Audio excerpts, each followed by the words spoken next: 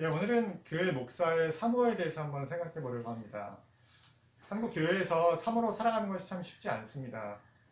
교회라는 것이 참 말이 많은 것이죠. 네. 그리고 이 사모에 대해서도 특히 이제 더 말이 많습니다.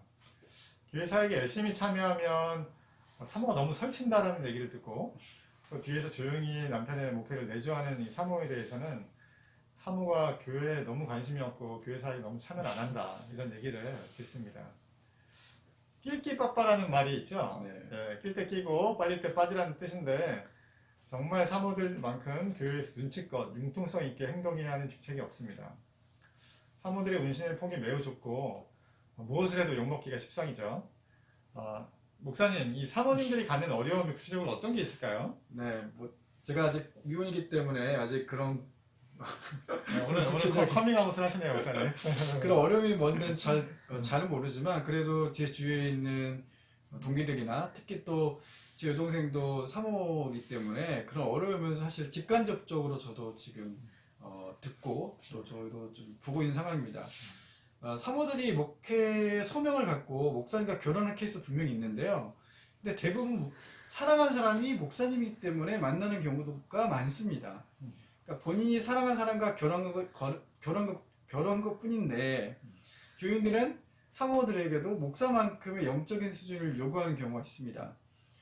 또 교인들 눈치 때문에 사생활에 제약이 되는 경우도 있습니다. 뭐 예를 들어서 자기 개발이나 취미 생활을 한다고 하면 교인들에서 이제 교인들의 말이 나오는 거죠. 교인이나 충실하지 뭘 배우러 다니냐라는 핀잔이 들리기도 합니다. 교인들의 말 때문에 옷차림, 화장, 말씨 등이 항상 신경 쓰이고 긴장 가운데서 교회 생활을 하는 경우가 있습니다. 가끔 아파도 왜 그렇게 자주 아프냐 라는 말도 듣기도 하고요. 또 그 말 때문에 아픈 내색도 못하고, 또 그리고 자주 웃으면 사모가 웃음이 해프다 라는 말도 듣기도 한다고 합니다. 또 대화 상대가 없는 것도 사모님의 어려움입니다. 남편 목사는 설교 준비나 아니면은 새벽 기도회 때문에 혹은 또 교회 일로 여러 가지 바쁘기 때문에 실상 가정에 들어와서는 대화하기도 참 어렵고요. 또 힘들고 어려운 일들을 친정 엄마와 얘기하기도 어렵고, 그렇다고 해서 마음 있는 얘기를 교인들과 나누기에는 더더욱 어려운 현실입니다. 경제적으로 어려움이나 혹은 자신의 꿈을 위해서 직장생활 혹은 일을 하려고 해도 이것 또한 교인들의 눈치가 보여서 아예 못하거나 한다고 해도 아무 일이나 할 수 없는 상황입니다. 예, 참 이렇게 어려운 역할입니다. 예. 그 가정사역을 하는 하이 패밀리에서 이 사모의 유형에 대해서 5가지로 구분을 한 게 있습니다. 한번 살펴보면 아내형이라는 게 있는데, 아내형은 교회 일에는 나서지 않으면서 가정을 지키고 말없이 남편을 돕는 내조자의 역할을 하는 게 이제 아내형이고요. 두 번째는 비서형이 있습니다. 비서형은 목회자와 목회 사역을 전방위적으로 지원하는 조력자의 역할을 합니다. 필요하다 싶은 교회 모든 사역에 이제 관여를 하는 유형이죠. 세 번째 동역자형은 여성의 손길이 필요한 사역의 영역에서 전문성을 갖고 목회자와 한 팀을 이루어서 협력하는 역할입니다. 네. 예를 들면 교회 상담 사역을 한다든지 또는 가정 사역을 한다든지 주일학교를 맡아서 책임지고 한다든지 하는 이런 경우에 해당이 됩니다.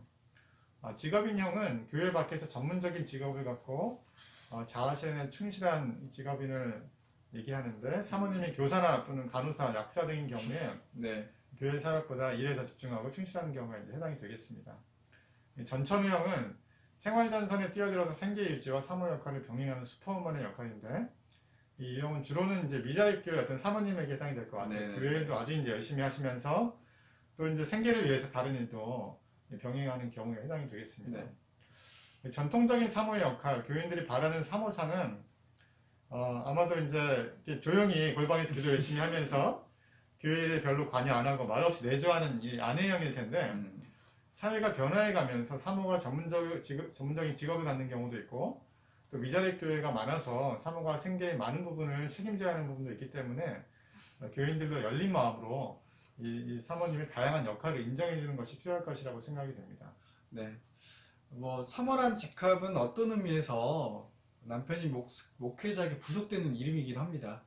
목회자가 존재함으로 사모가 존재하는 것이고, 그렇기에 목회자에게 기대하는 영성이나 목회에 대한 책임을 사모에게 요구하는 것으로 생각이 됩니다. 그러면서 사모는 자기 이름 대신에 사모님이라는 호칭을 듣게 됩니다. 교회 안에서 자기가 사라지는 경험을 한다는 것이죠. 사모에게도 다른 교인들과 마찬가지로 집사, 권사 등의 직분을 주고 그 직분을 호칭하는 게 어떨까 싶습니다.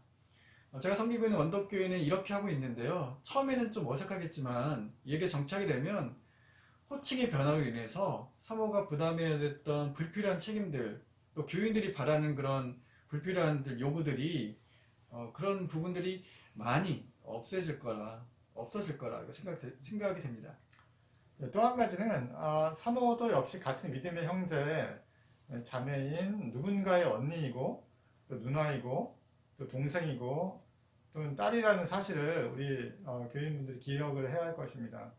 이 산상수훈에서 예수님 말씀하신 것처럼 너희가 대접받고 싶은 대로 먼저 남을 대접하라 이런 말씀을 하셨는데 이 말씀 우리가 기억을 하고 내 가족이 귀한 것처럼 사모님도 존중해주고 배려해줘야 할 대상임을 우리가 인정을 해야 합니다. 사모를 목사의 어떤 보조자가 아니라 한 사람의 인격으로 보고 존중을 해준다면 사모들이 교인으로 인해서 겪는 심리적인, 정신적인 스트레스의 많은 부분이 해결될 것이라고 생각이 됩니다. 오늘 방송 여기까지입니다. 시청해주신 여러분 감사합니다. 감사합니다.